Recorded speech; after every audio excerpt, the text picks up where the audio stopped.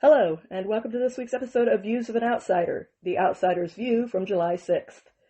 If you want to keep up with everything that's going on in the world, but you don't want to drag down your entire life by listening to the news every day, then get the main stories right here once a week, and spend the rest of your time actually living your best life. I want to say that I hope all of you enjoyed a happy 4th of July, and with that said, let's get right into it. On Sunday, an anonymous evil man in Idaho set an ambush for no discernible reason, all so that he could gun down good men who had spent their lives in heroic service to others. This pathetic nobody is believed to have deliberately set a grass fire at Canfield Mountain so that he could start shooting firefighters when they responded, and as a result, 2 firefighters were unfortunately killed, and a third was left fighting for his life after having been critically wounded. Based on the current information, investigators believe that there was only one shooter. The local sheriff said that they had not yet identified his motive, not that it makes any difference, but it has been determined that the attack was an intentional ambush. The lowlife who was responsible was tracked down using his cell phone, by which point he was dead. The sheriff added that law enforcement had to act quickly to recover the suspect's body as the fire continued to spread, which is probably more than I would have done in their shoes. Investigators also expected to find more weapons at the scene after the blaze was fully contained. At one point on Sunday afternoon, there were more than 300 law enforcement officers on the scene, including FBI agents. Sheriff Norris said that law enforcement did exchange gunfire with the suspect, but it was not known if he was killed by law enforcement or if he shot himself like the coward that he clearly was. Once again, not that it matters. Either way, the world is well rid of a person like that, and the only loss that is worthy of being remembered is that of the lives who were not lived in vain, the firefighters. The perpetrator's life was a complete waste that will rightly be forgotten as it fades into complete oblivion. As you can probably discern, I don't valorize the pathetic attempts of scum to gain access to fame that they do not deserve. Elsewhere in the country, other heroes who do deserve notice, this time from Customs and Border Protection, raided a Los Angeles residence that the feds say was being used to harbor multiple illegal aliens from Iran who had ties to terrorists. CBP arrested 2 unidentified individuals at the home on Friday after a previous operation at the same address resulted in the arrest of 7 Iranian nationals, some of whom were on the FBI terrorist watch list and associated with an Iranian human smuggling network. Sounds like lovely people who should never have been allowed within 1,000 miles of our highly desirable country. We are in a position to choose from the cream of the crop, not the dregs of violent cavemen like terrorists and cartels. This location has apparently been used repeatedly to harbor illegal aliens who have known links to terrorism, so maybe we should make this a bi-weekly thing. Federal authorities have arrested 130 Iranian nationals who were in the United States illegally in the week that followed the strikes on Iran's nuclear facilities, with 670 Iranians currently being held in ICE detention centers. As we covered last week, among those arrested was a man who served as a sniper in the Iranian military, and an Iranian national who was identified as a former member of the Radical Islamic Revolutionary Guard Corps. I said that that particular individual was connected to the terrorist organization Hezbollah, which he admitted to being connected to. Federal authorities also arrested an American citizen who is accused of harboring an illegal Iranian national, and she now faces federal charges after threatening to shoot officers in the head for conducting the raid that it was their job to conduct. And as I said last week, I am fed up with all of the ongoing terrorism in my country. I want everyone with that vile belief system, the one that says I get to kill you if I can't force you to believe what I believe, out of my country and banished to the Stone Age sandbox that they came from. In another follow-up from last week, this time to an economic story, Canada has now ended their digital service tax on American tech companies like Amazon, Google, Meta, and Apple, after President Trump announced on Friday that he was ending all trade talks with the country over the tariff. On Sunday, one day before the tax was set to take effect, Canada's Department of Finance said that it would rescind the digital service tax in anticipation of a mutually beneficial comprehensive trade arrangement with the United States. The Minister of Finance and National Revenue, Francois-Philippe Champagne, noted that rescinding the digital service tax will allow the negotiations of a new economic and security relationship with the United States to make vital progress and reinforce our work to create jobs and build prosperity for all Canadians. This is a major reversal from the position that Mr. Champagne took as recently as June 19th, when he said that the digital service tax would be implemented despite any opposition from the United States. That tax would have cost American businesses up to $2.3 billion every year, according to a study conducted by the Computer and Communications Industry Association. On Sunday, Canada's Prime Minister Mark Carney said that he and Trump had agreed to continue trade discussions in the hopes of signing an agreement by July 21st. Several other trade deadlines are also looming, including a July 9th cutoff for the European Union to make a similar deal before 50% tariffs are imposed by the United States on European imports. In some serious air quote celebrity news, the State Department officially revoked the visas for some D-list band named Bob Vylan. I know, I've never heard of them either. This is their big moment. Bob Vylan is made up of a British rap duo who went viral over the weekend after leading a chant at England's annual Glastonbury Music Festival calling for the massacre of Israeli soldiers. Their visa revocation puts a preemptive finale on the duo's 20-ish city tour through the United States. No one wants you here. Stay over there, because if you come here and chant, "You want your country back? F you can't have that," you're going to find out. On Monday, Bob Vylan was also dropped by their agents at United Talent Agency, who said that Vylan's comments on stage overstepped the mark. You think? The band's page has also been scrubbed from the agency's website as though they never existed, which, for people of musical taste, or taste of any kind, they already didn't exist. So basically, there's been no change in the world.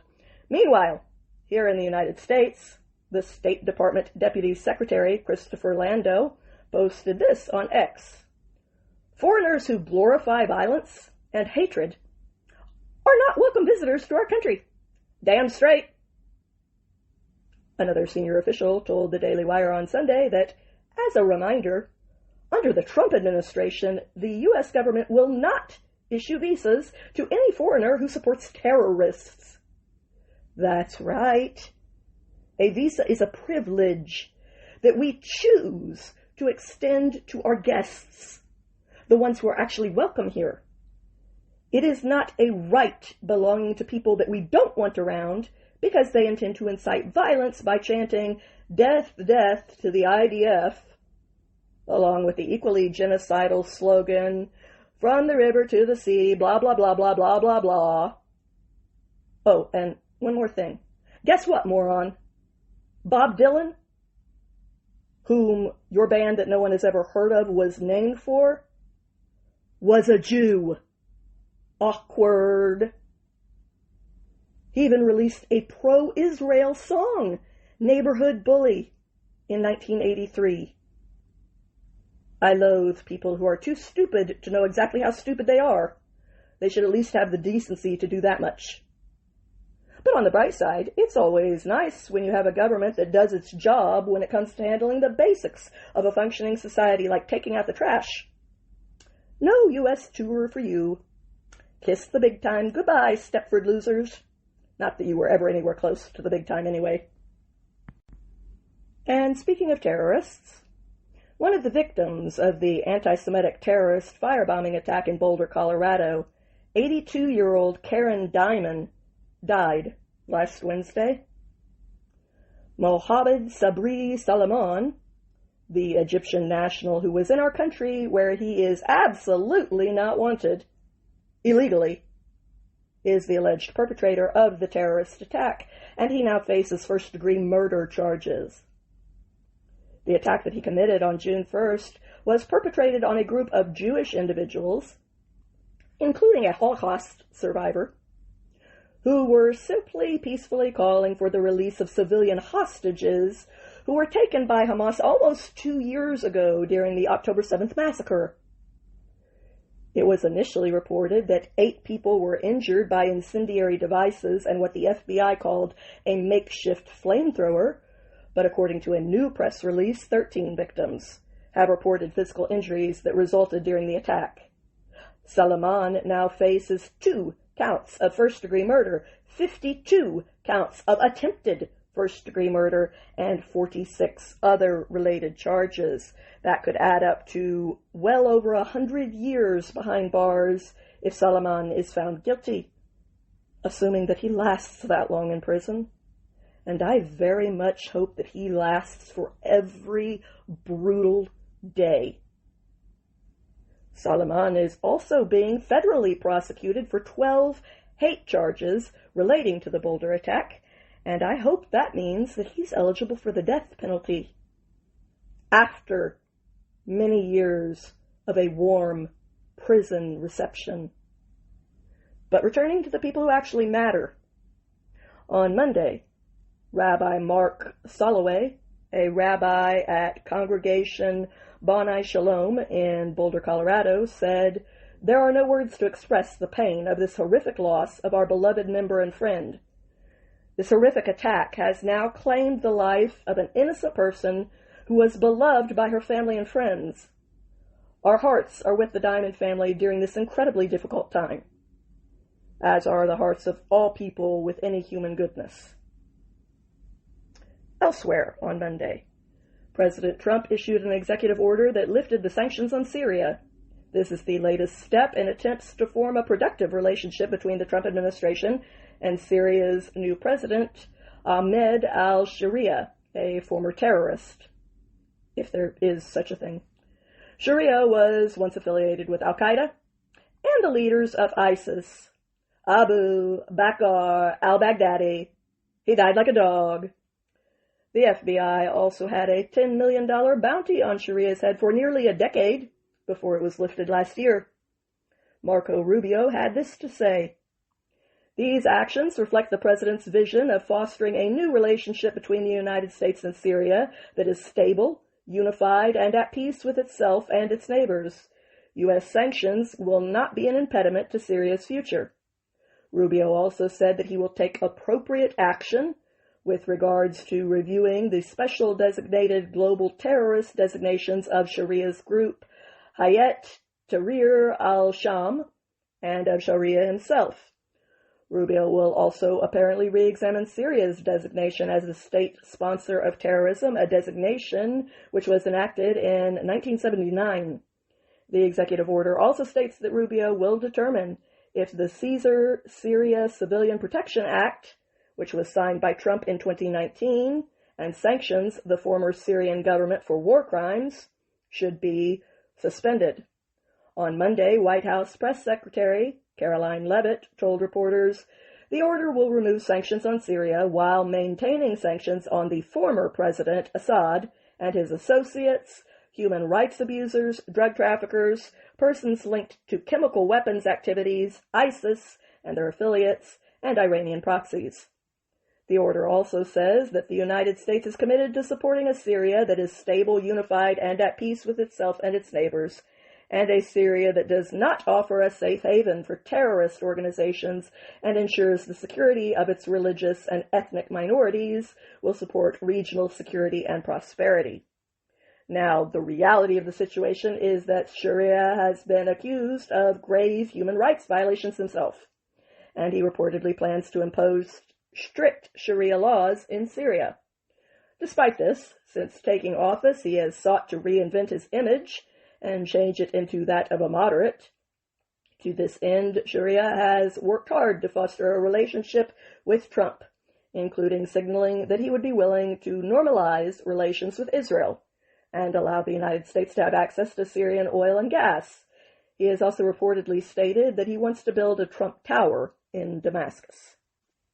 In other foreign news, critics of the United Nations, which would definitely include me, I very much want to see the United States leave the UN, and preferably I'd like to see the UN disband altogether. Anyway, we are now blaming the United Nations for hindering the work of the Gazan Humanitarian Foundation, which has reportedly donated more than 50 million meals to Gazan residents in need, while keeping that aid out of the hands of Hamas, which is what is really upsetting the UN right now. And that is why the UN Secretary General Antonio Guterres, well named, claimed on Friday that the Gazan Humanitarian Foundation is inherently unsafe and killing people. What a crock. JNS reported that the Gazan Humanitarian Foundation chairman, Johnny Moore, responded on Monday by rightly saying, "We have poked a lot of bears," adding that the Gazan Humanitarian Foundation thought it was only poking the bear of a designated terrorist organization that wants to steal the aid from its people. But in the process, they have provoked the underbelly of the United Nations and all of these organizations around the world. When asked about reports that the UN is pressuring agencies to cut ties with the Gazan Humanitarian Foundation, UN Watch's Hael Noor confirmed this and stated, "It's not surprising, because we've seen this attitude consistently from the leadership at the UN. Guterres, over a year ago, instructed all UN agencies, basically forbade them from dealing with any other efforts that would replace UNRWA in any way. It's kind of like a mafia-type approach. If you dare cooperate with this entity, we'll break your legs." Because they see it as existential that a more effective, non-politicized, authentic, sincere humanitarian effort would show that UNRWA is the opposite. And it is the opposite. UNRWA has a whole political, pathological agenda telling Palestinians they have a right of return, which means the right to invade Israel on October 7th and massacre Israelis. That's the true agenda of UNRWA. This is an assertion that has been more than confirmed by UNRWA's terrorist participation in the October 7th atrocities. Danny Danton, Israel's ambassador to the UN, stated, 3 weeks ago, Hamas terrorists murdered, clearly identified Gaza Humanitarian Foundation staff as they were returning from a day feeding Gazan civilians. All those people, they stopped the bus, tortured them in the middle of the road, and executed them. The Secretary General said nothing. OCHA, which is UN's Office for the Coordination of Humanitarian Affairs in the Occupied Palestinian Territory, said nothing. UNRWA, nothing. Silence. Outrageously, the UN has also emboldened false allegations against the Gaza Humanitarian Foundation about violent incidents, shamelessly promoting claims from Hamas-controlled sources. The blindness and hatred exploded into absurdity, with some actors even promoting the insane conspiracy theory that the aid being distributed contains drugs, and that the people risking their lives to feed families are secretly pushing narcotics. It's delusional. I don't get it. Why don't they cooperate? Why not work together? Let us speak plainly. If you really care about Gazan children, stop sabotaging the only program that reaches them instead of terrorists. Well said. But the truth is that the UN doesn't care about the Gazan children. They care about the terrorists who have been stealing from the Gazan children after endangering them in the first place by starting this conflict. The UN cares about the terrorists instead of the children because it's the genocidal terrorists that they've worked hand in glove to cultivate and who are currently losing. As if to prove this, The Telegraph reported last week that 26-year-old Palestinian Ahmed al-Masri, a key organizer of the protests against Hamas in April and May, was cruelly tortured by Hamas, your buddies. saying his feet were deliberately broken with large stones and iron crowbars. He was also shot in the legs. The atrocity is part of an escalating wave of bloodshed unleashed by Hamas against the ordinary Gazans it purports to represent. In recent weeks, reports have multiplied of people being dragged out of aid lines, tortured in basements, or simply executed in broad daylight. That's your team, UN. And that makes you the people I'm fighting against. But let's turn to a more uplifting story in the world next. In a dramatic rescue after his 5-year-old little girl fell overboard, her father dove off of a Disney Dream cruise ship in order to save her. The 4-night cruise was returning to Fort Lauderdale on Sunday after making a trip to Disney's Lookout Bay at Lighthouse Point in the Bahamas. The father's name has not been publicly released, but a passenger said that he was on the 4th floor deck when the incident occurred. He said he saw a child sitting on the railing of the cruise ship while a man took a picture, then the child fell overboard. Another witness on the ship described the sound of the child hitting the water to people, saying, "It sounded like hitting pavement, nothing like if you jumped into a pool. It was so loud. Then this awful scream from what I assume is the mother, and then this massive splash." The woman also uploaded footage of the rescue to TikTok. Disney confirmed that the cruise swiftly rescued 2 guests from the water. "We commend our crew members for their exceptional skill and prompt actions which ensured the safe return of both guests to the ship within minutes." It's nice to see a happy ending to some stories. But according to the Daily Wire, some parents are going to have a longer fight in store in order to do right by their kid. Virginia parents Brian Vasquez and Ashok Roy filed a lawsuit with the Virginia Attorney General's Office of Civil Rights against the Naismith School for the Gifted and its headmaster, Kenneth Naismith. In the lawsuit, the parents allege that their 3 children were expelled after they complained about antisemitic bullying and harassment that turned their 11-year-old daughter into a target. The lawsuit says the school had allowed anti-Semitism to take root in her class in, for example, this picture of a social studies class project depicting the attributes of a strong historical leader. That photo, featuring the unmistakable face of Adolf Hitler, was shared with the entire school community. It was followed by a pattern of persistent and severe anti-Semitic harassment of the complainant's young daughter. Vasquez and Roy stated that other students began bullying their daughter because she was Jewish shortly after Hamas terrorists murdered more than 1,200 Israelis, raping and torturing men, women, and children on October 7, 2023, and that they had informed Mr. Naismith about the problem at the time. It's very sad to know that Hitler's youth is alive and well, and shame on their elitist, overprivileged parents. The lawsuit alleges that the children at the school put pro-Palestine stickers on school computers and lockers and referred to Jews, like this little girl, as baby killers who deserve to die. The complaint also claimed that the bullies told their daughter that everyone at the school is against Jews and Israel, which is why they hate you. The suit goes on to allege that Mr. Naismith promised to take action, but did nothing. A few weeks later, after Mr. Naismith decided to hang a Palestinian flag in the Naismith school gym, the harassment of their daughter grew more severe. Surprise! Complainants notified Mr. Naismith that harassment of their daughter had become much worse and pleaded for his help. In response, Mr. Naismith told them to tell their daughter to, quote, toughen up, and abruptly ended the meeting.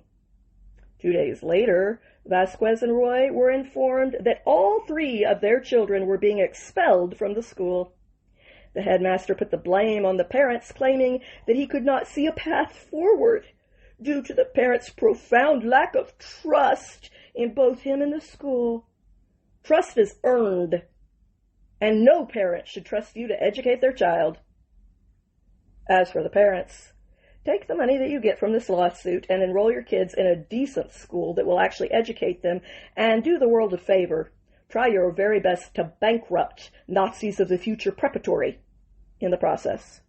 Speaking of actions that the government should take, on Tuesday, the Secretary of Homeland Security, Kristi Noem, shared a disturbing incident involving an illegal immigrant, which she said underscored the importance of the Trump administration's deportation efforts. Noem apparently told Fox News, "The other day I was talking to some marshals who had been partnering with ICE. They said they had detained a cannibal and put him on a plane to take him home, and while they had him in his seat, he started to eat himself, and they had to get him off and get him medical attention. You know what bothers me the most is that this U.S. Marshal just said it like it was normal. He said he was literally eating his own arms. That is what he did.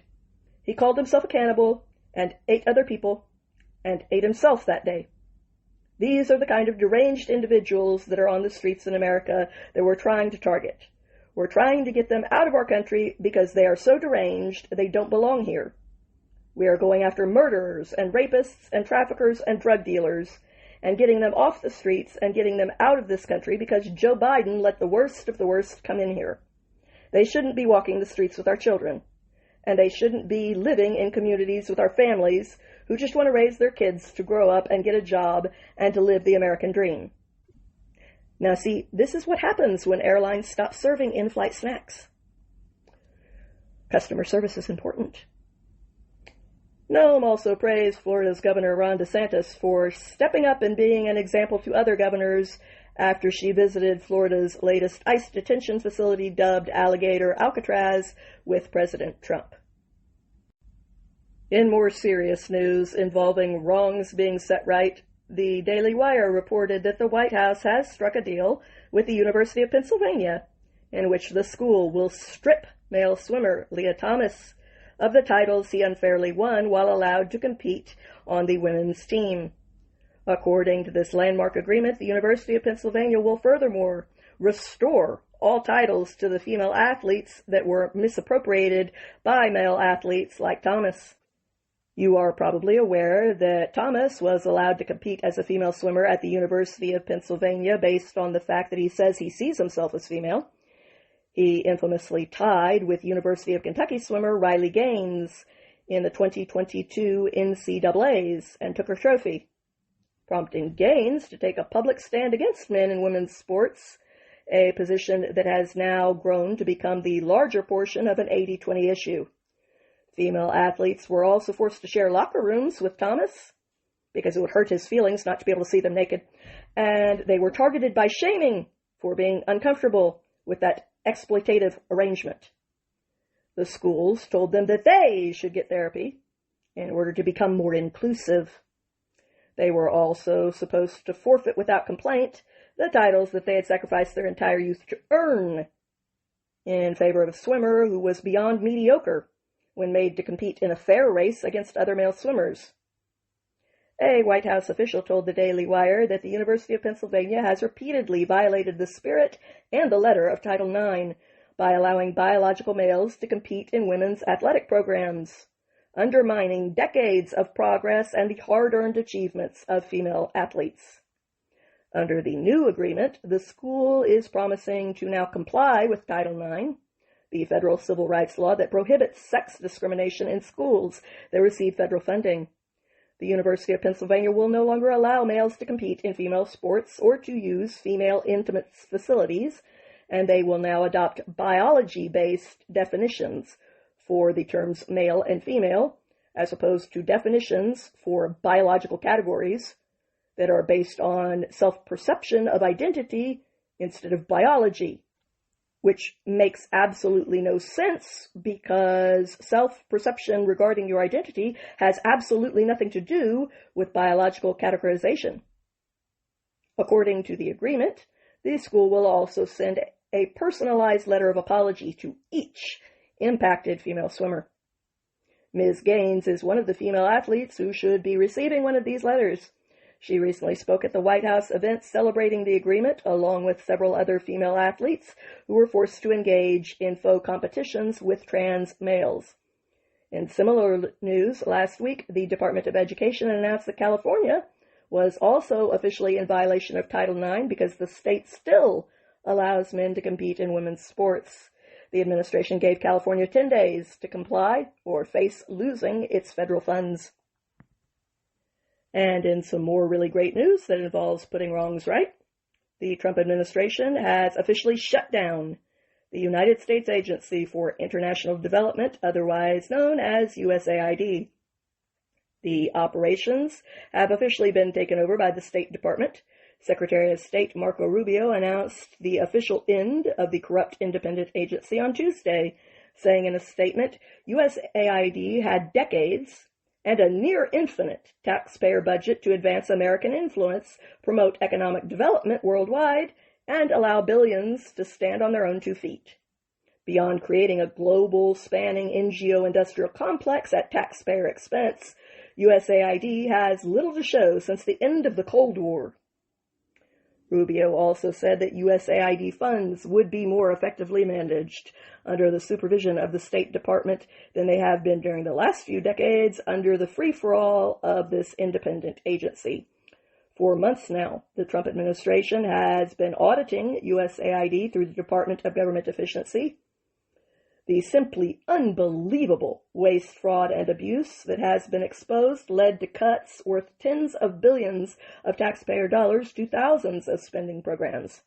According to Rubio, what spending is left will be reallocated and closely watched for measurable returns towards the United States national interest.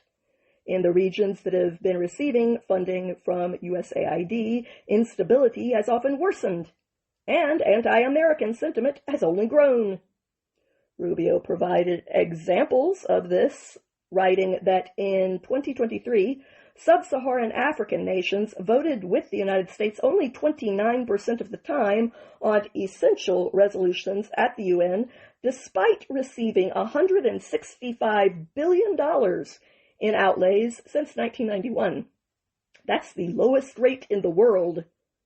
Over the same period, more than $89 billion invested in the Middle East and North Africa left the U.S. with lower favorability ratings than China in every nation but Morocco. USAID's expenditure of $9.3 billion in Gaza and the West Bank since 1991, whose beneficiaries included allies of Hamas, has produced grievances rather than gratitude toward the United States. The only ones living well were the executives of the countless NGOs who often enjoyed five-star lifestyles funded by American taxpayers, while those they purported to help fell further behind. USAID viewed its constituency as the United Nations, multinational NGOs, and the broader global community, not the U.S. taxpayer who funded its budget or the president they elected to represent their interests on the world stage. That ends today, and where there was once a rainbow of unidentifiable logos on our life-saving aid, there will now be one recognizable symbol, the American flag. Recipients deserve to know the assistance provided them is not a handout from an unknown NGO, but an investment from the American people.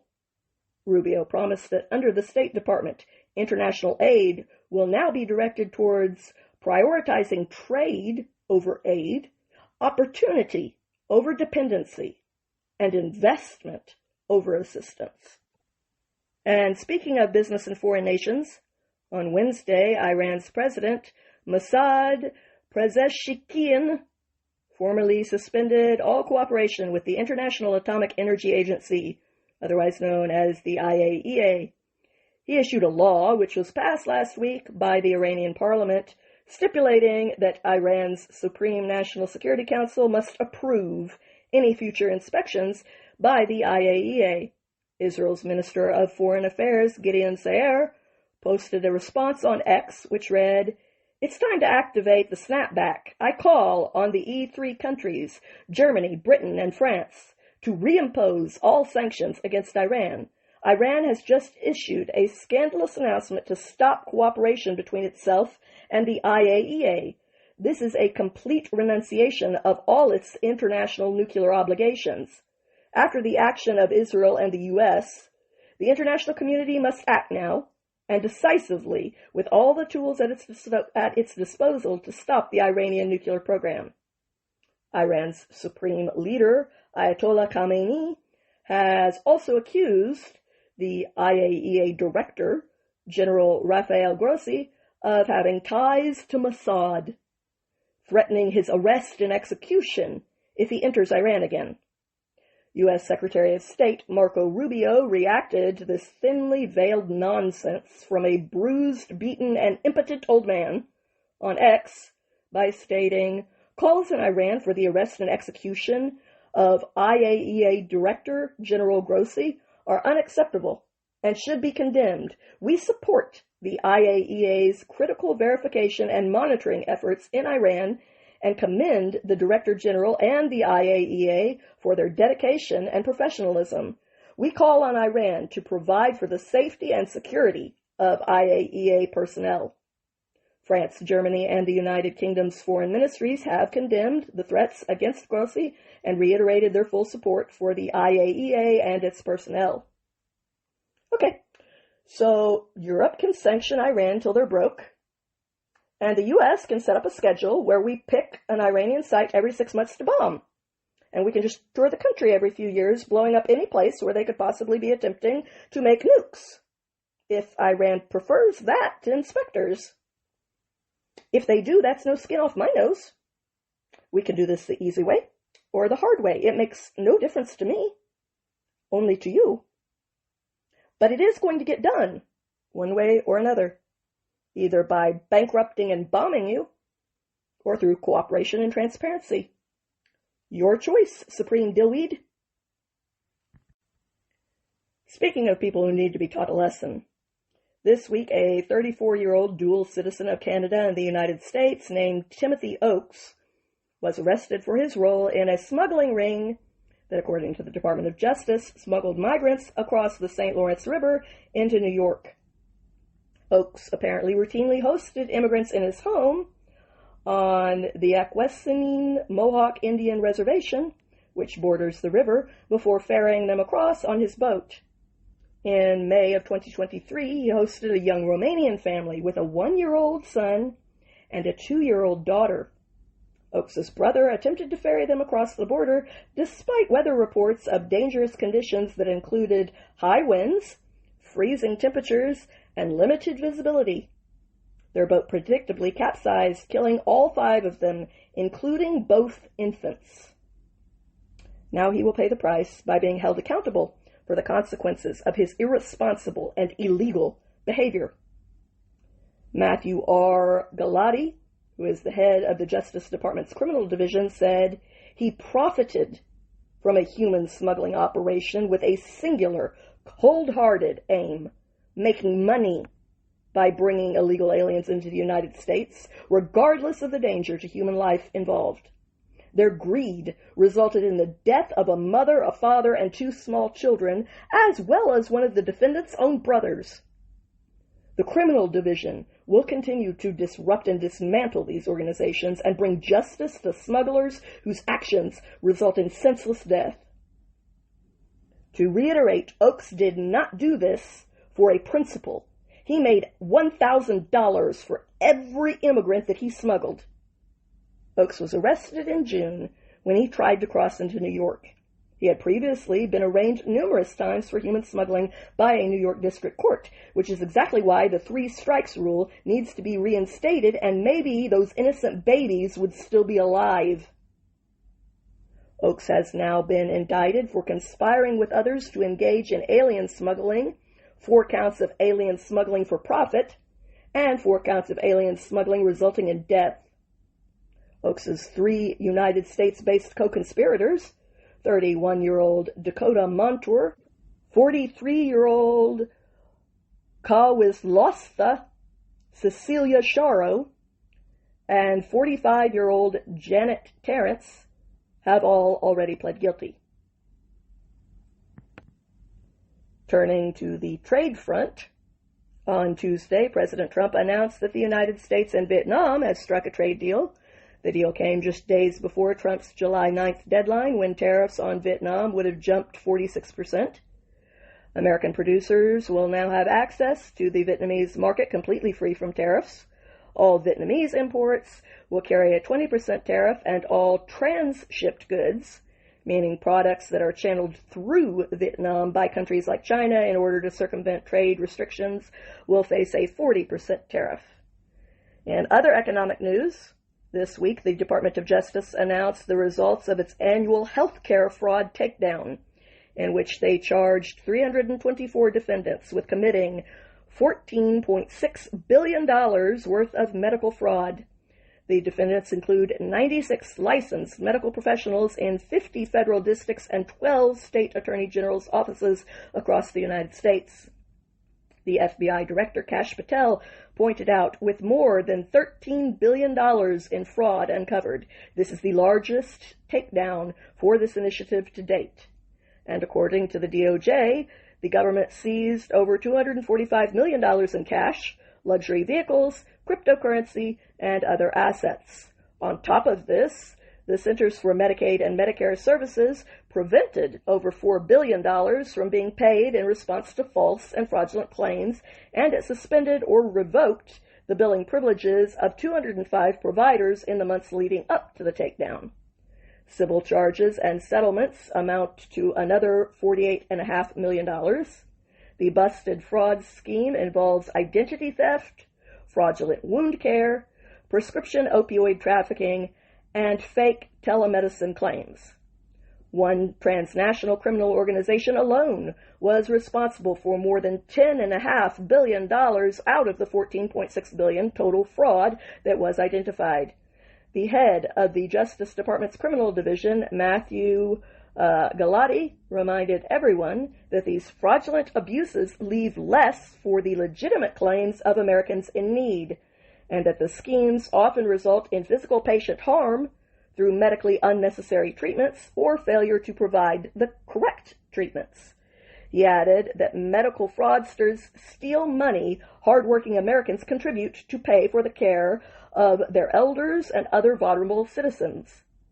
While the Attorney General, Pamela Bondi, promised, "Make no mistake, this administration will not tolerate criminals who line their pockets with taxpayer dollars while endangering the health and safety of our communities."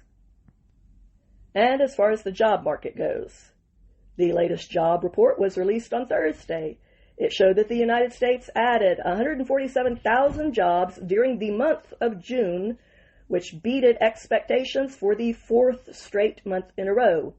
The growth was across sectors, as the unemployment rate fell to 4.1%, its lowest since February. The White House Press Secretary Caroline Leavitt celebrated in a statement on X, which said that American-born workers have accounted for all of the job gains since President Trump took office, and wages continue to rise. The economy is booming again, and it will only get better when the One Big Beautiful Bill is passed and implemented.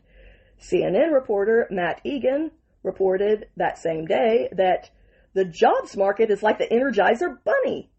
Another analyst said, "Every single time we expect it to run out of steam, it just keeps going and going. We were also expecting a slowdown. We did not get that." Actually, the increase beat both the 110,000 jobs that were projected by the Dow Jones and the later revised prediction of 144,000 jobs. Meanwhile, the federal government eliminated 7,000 jobs in its sector, making the total decrease 69,000 jobs that we are no longer having to pay for since January. Whereas in the private sector, according to the reports, the average hourly pay increased by 8 cents to $36.30 an hour, which is a 3.7 increase from this time last year.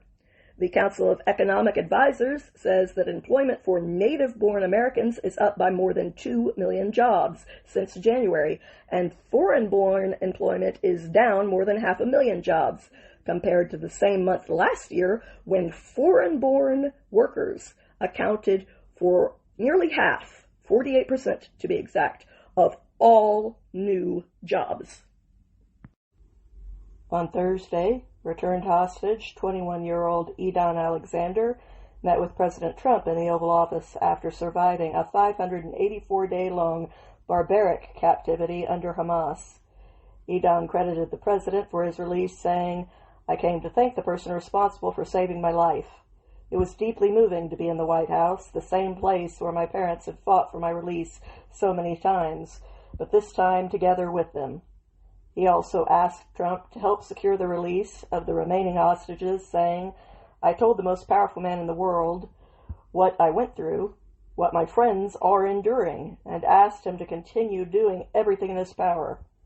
Trump is scheduled to speak to Israel's Prime Minister Benjamin Netanyahu on Monday, and he predicted that a ceasefire deal could possibly be reached next week. The following day, on the 4th of July, Orna and Ronan Nutra shared this message with the world through the Daily Wire. For most American families, the 4th of July is a joyful celebration. Grilling burgers in the backyard, watching fireworks light up the summer sky, and reflecting on the freedoms we're fortunate to enjoy. We honor liberty, independence, and the founding ideals that shape this country.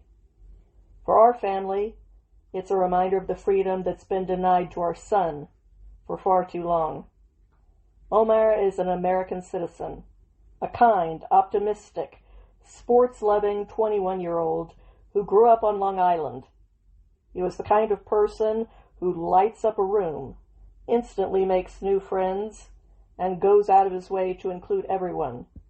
For over 600 days, Omar has been held hostage by Hamas in Gaza, alongside 49 others. He was taken from his army post on October 7, 2023, and to this day, no deal has brought him home. The 4th of July was always one of Omar's favorite holidays. He loved everything about it, the spirit, the energy, the sense of unity it brought. One of his most vivid memories was joining a small-town Independence Day parade in Jackson Hole, Wyoming, during a cross-country Jewish youth trip. He soaked in the atmosphere, the music, the laughter, the feeling of belonging to something bigger than himself. Omar had every reason to take a traditional path after high school. He was accepted to SUNY Binghamton and could have started a comfortable American college life, but instead he chose to serve. He took a gap year in Israel and enlisted as a lone soldier in the Israeli Defense Forces. His final post was near the Gaza border, where his mission was to protect nearby civilian communities. The values we honor on Independence Day, freedom, justice, and human dignity, aren't just words we say once a year. They are the foundation of this country. And when those values are threatened, when Americans are held by terrorists for nearly 2 years, they demand more than celebration. They demand action. We have witnessed America's incredible power in recent months. President Trump and his administration have shown that this nation can achieve the impossible when it sets its mind to it. We watched with profound gratitude as they secured the release of so many hostages, including American Idan Alexander. This is what America does. We fight for those who cannot fight for themselves. We are a nation that stands up for the vulnerable. We leave no one behind. President Trump recently said it's time to bring all the hostages home, and time for the war to end. We agree, immense strength has been shown over the past 21 months, incredible military achievements against Iran, Hezbollah, and Hamas. Now it's time for that strength to deliver peace. But peace cannot begin until every hostage comes home. There is no real end to the fighting in Gaza while 50 hostages remain in underground tunnels cut off from the world, and while families like ours live in daily anguish. Peace cannot be built on the backs of unresolved suffering. This is not a partisan issue. This is not just an Israeli issue. It is an American issue and a human issue.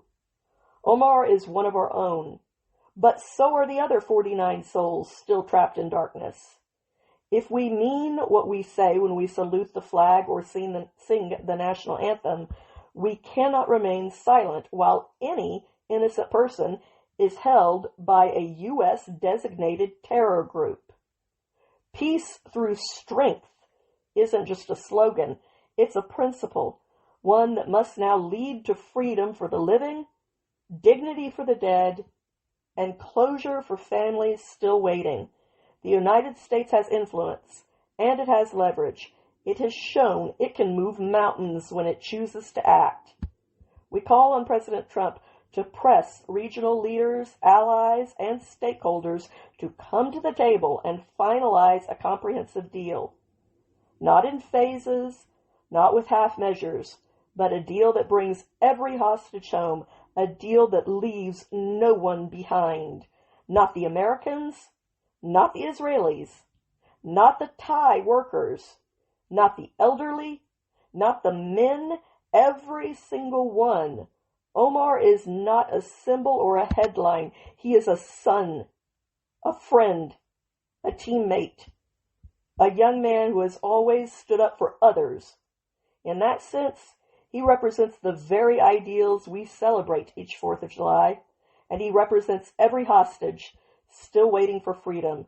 So this year, as Americans gather in backyards and parks, as fireworks light up the sky and flags wave proudly, we ask you to think of Omar and of the 49 others still waiting to come home. Don't just wave the flag. Live its meaning. Call your elected officials. Say Omar's name. Say all their names. Remind your representatives that freedom is not complete until it reaches every corner of human suffering. Let this Independence Day be more than a celebration. Let it be a declaration of conviction and the beginning of the end of this nightmare, because freedom means nothing if we stop fighting for those who have lost theirs. Amen. In the big story of the week, on Thursday, the House of Representatives passed the final version of Trump's big, beautiful bill. The Republican-controlled House voted to pass the measure shortly after Minority Leader Hakeem Jeffries of New York wrapped up yet another pointless marathon speech that lasted hours, all in order to delay the inevitable advancement of the bill. It is so bizarre that the entire Democrat Party has been reduced to thinking that giving excessively long speeches that no one listens to and that even their own colleagues sleep through is some sort of heroic accomplishment that qualifies as a selling point for their party's platform to the average, normal American voter. I mean, it does not get any more disconnected than that. Weird. I remember when the Democrat platform consisted of positions and actual objectives. But anyway, on the other side of the aisle, House Speaker Mike Johnson said, "Today we are laying a key cornerstone of America's new golden age." To reach the final vote, Speaker Johnson worked into the early hours of Thursday morning to convince holdouts to pass the bill, saying after midnight, "It will have all been worth it in the end, and we will meet our July 4th deadline, which everybody mocked when I said it." By 3:30 in the morning, Johnson had the votes, and the House voted 219 to 213 to send the bill to a final debate and vote. After that, Jeffries spoke for more than 8 hours in order to delay that final vote, but the bill passed 218 to 214. By morning, Trump was openly celebrating, posting, "What a great night it was. One of the most consequential bills ever. The USA is the hottest country in the world by far."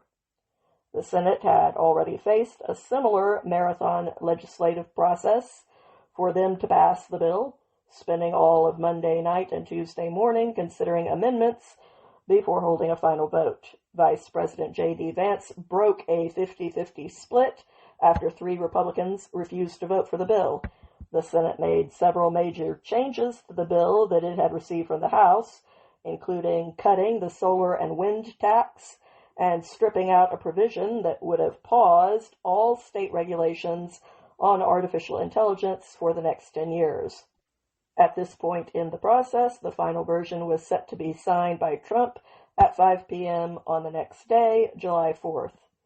The bill made the 2017 tax cuts permanent, increased funding for Border Patrol and security, created some very mild work requirements for able-bodied recipients of Medicaid and food stamps who do not have young children to care for, defunded Planned Parenthood for the next year, funded the Golden Dome Missile Defense Program, ended taxes on tips, overtime, and Social Security, expanded the child tax credit, increased wages, created savings accounts for each newborn American, and increased the debt ceiling by $5 trillion, which is the part that I take the most issue with.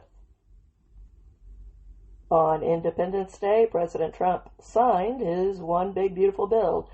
He walked out onto the south portico of the White House with First Lady Melania Trump and stood for the national anthem and a military flyover, after which he said a few words, including, "I want to wish you a very happy Independence Day. There's spirit in this country. We haven't seen anything like it in many, many years." The president later mentioned Operation Midnight Hammer with the military personnel who participated in the operation that destroyed Iran's nuclear capabilities, and went on to say, "The American people gave us a historic mandate in November.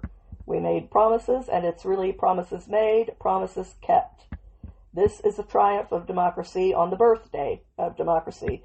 The golden age of America is upon us. We are in the golden age. It's going to be a period of time, the likes of which I don't think this country has ever experienced before." Trump then signed the bill, and it became law. That day also included the B-2 pilots who flew the mission to bomb the Iranian nuclear facilities. They joined Trump at the White House for 4th of July festivities. The White House celebrations also included a flyover by the B-2 Spirit bombers of Operation Midnight Hammer, and there were even additional flybys of F-22s and F-35s. Then on Saturday, 2 American contractors were injured in Gaza after Hamas terrorists threw grenades that were packed with shrapnel at the humanitarian aid distribution site where they were working. I'm sure the UN will be very quick to condemn this, since they aren't politically motivated or anything. They're not actively on anyone's side, least of all the side of terrorists. They only want to see the innocent little children get the food that they need, right? Yeah, I thought so. No civilians were injured in the attack, and the Gazan Humanitarian Foundation said that the 2 highly decorated American veterans that were employed by them were receiving medical treatment after being evacuated thanks to the IDF, and both of them are currently in stable condition, thankfully. The director of the Gazan Humanitarian Foundation, Reverend Johnny Moore, wrote this on X. Yesterday, the Gazan Humanitarian Foundation marked the 4th of July with 60 million meals delivered on behalf of America, and a wish for Gaza's independence from fear and terror. Hamas responded by throwing grenades at 2 Americans feeding hungry families. Violence is always their answer to hope. Preach the truth, Rev. The United States ambassador to Israel, Mike Huckabee, posted this, "With Hamas, no good deed goes unpunished." The Gazan Humanitarian Foundation says that Hamas has also placed bounties on the heads of their Gazan workers and on the heads of their American workers. Maybe it's time to place some bounties on the heads of anybody affiliated with Hamas. Hey, Palestinians, any of you want some cash to rebuild? Mercenaries, how about you? In addition to the bounties, Hamas has also been disrupting the distribution by sending armed men to attempt to stop the aid from being given out to the civilians that they've been starving and shooting. Oh yeah, and torturing. An official in the Trump administration has confirmed to the Daily Wire that Hamas has been threatening the contractors, saying, while the Gazan Humanitarian Foundation has so far provided upwards of 40 million meals, Hamas is threatening violence, this time to humanitarian workers, which include Americans, at the Gazan Humanitarian Foundation sites. The senior officer also warned that Hamas should be careful not to miscalculate. Hamas has routinely, publicly, and privately threatened Gazan humanitarian workers at the site and the people seeking aid by, among other things, publishing a joint statement with other Palestinian factions which read, all collaborators, thieves, and criminal armed gangs are legitimate targets for the resistance units and security, according to the Foundation for Defense of Democracies. I think all of you should be considered legitimate targets every time you poke your heads out of your rat holes, especially when you show up armed somewhere, even at an aid station. And of course, we already covered that last week Hamas assassinated around a dozen Palestinian Gazan Humanitarian Foundation workers that they believe are traitors for trying to distribute aid, while those workers were taking a bus to the aid distribution sites ahead of their first day of work. Seriously injured survivors were also reportedly denied treatment at the Nasser hospital, according to the Gazan Humanitarian Foundation. The international community remained silent because their personal politics demanded it, which says something about their personal politics. Now, after this latest attack, the Gazan Humanitarian Foundation pointed out in a statement, for weeks we warned this would happen. We asked the aid community to condemn threats. They stayed silent. We asked the media to stop laundering Hamas lies. They kept printing. Today, Hamas followed through by attacking American veterans with grenades as they delivered food. The silence is deafening. At what point is allowing Hamas to terrorize aid workers and run a propaganda campaign through Western media no longer acceptable? Good question. Probably with a very ugly answer. Since Gazan Humanitarian Foundation began operating on May 26th, the group has already provided more than 62 million free meals to Gazans in little over a month, with 1.8 million of those meals being delivered on the day of this attack. Gazan Humanitarian Foundation says it will continue to distribute aid despite the attacks and Hamas's ongoing threats.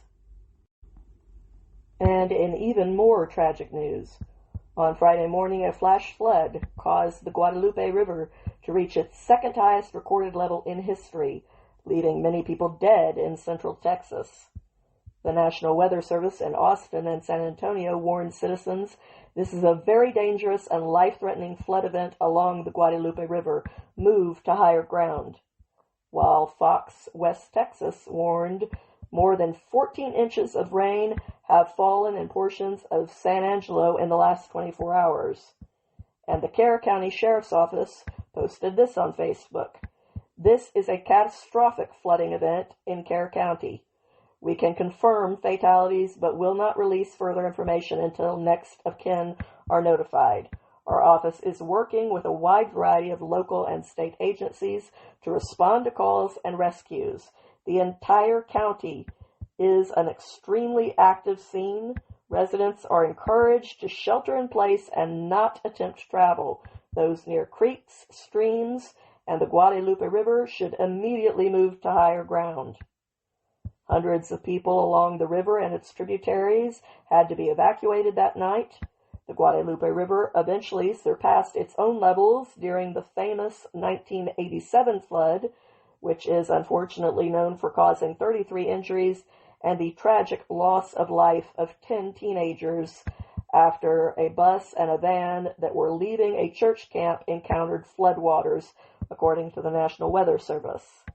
This flood is already surpassing that one in more ways than just the height of the waters. The New York Times reported that the city of Kerrville, which is about 58 miles northwest of San Antonio, had to issue a disaster declaration.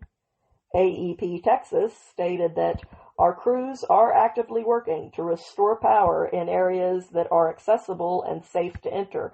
We understand the inconvenience extended outages may cause and apologize to those who may be affected.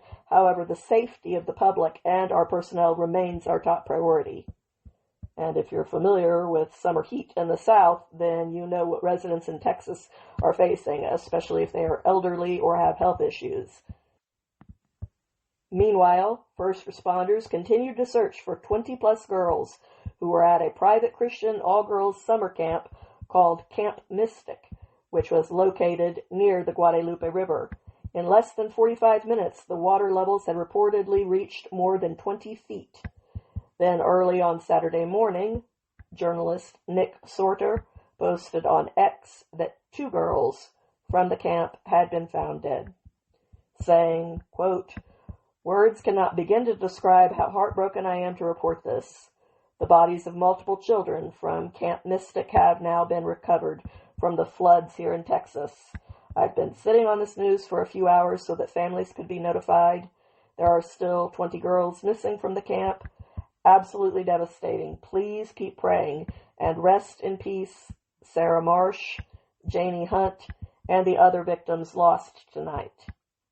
In happier news, a mother named Serena Aldrich told News Nation on Friday that her 2 daughters, ages 9 and 12, were found unharmed after attending Camp Mystic. The Lieutenant Governor of Texas, Dan Patrick, said they are notifying parents about their daughters and working hard to find the other girls, promising, "We will do everything humanly possible 24/7, looking in every tree and turning over every rock to find your daughter or son.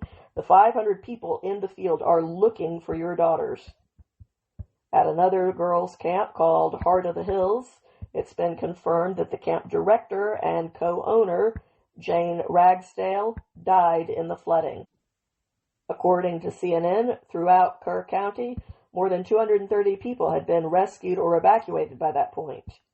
But on Saturday, Kerr County Sheriff confirmed the deaths of 27 other people, including 9 children. About 850 people had been rescued by then, according to authorities. Eleanor Lester, a 13-year-old camper from Camp Mystic, described the ordeal, saying that the facility was completely destroyed by the flooding. A helicopter landed and started taking people away. It was really scary. The Lieutenant Governor of Texas, Dan Patrick, also revealed more details about the flooding at Camp Mystic, reporting that the camp was packed with 750 girls and that young camp counselors had helped shepherd hundreds of girls to safety during the night. He said there was heroism yesterday everywhere, promising that when it came to the 27 girls who were still missing, we're not going to give up looking for them. President Trump also addressed the devastation in Texas on Saturday, offering the support of his administration and his prayers, posting, "The Trump administration is working with state and local officials on the ground in Texas in response to the tragic flooding that took place yesterday. Our Secretary of Homeland Security, Kristi Noem, will be there shortly." As Secretary of the Department of Homeland Security, Secretary Noem oversees FEMA, the Federal Emergency Management Agency. Continuing with what Trump had to say, "Melania and I are praying for all of the families impacted by this horrible tragedy. Our brave first responders are on the site doing what they do best. God bless the families, and God bless Texas." Trump also issued a disaster declaration, which makes federal funding available to Texas at this point. But tragedy continues to unfold.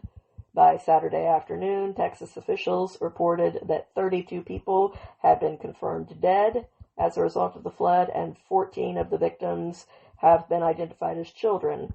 5 of the recovered bodies of adults and 3 bodies of children remained unidentified, according to those officials, and the number of fatalities is expected to continue rising, By Sunday morning, Texas officials had confirmed that the death toll had once again risen to 51, including 15 children. And according to the most recent reports, the death toll has risen to 69, and there are still 11 campers and 1 counselor missing from Camp Mystic. We will have to continue what happens in that story next week. That's it for me for now. Thank you for listening to today's episode. I hope you enjoyed it. If you did, please help me build this podcast into a success by clicking like and follow, because that's what does the trick in making these things successful. And I hope that you come back again next week. Until then, have a good week, my friends, and if you're in Texas, stay safe.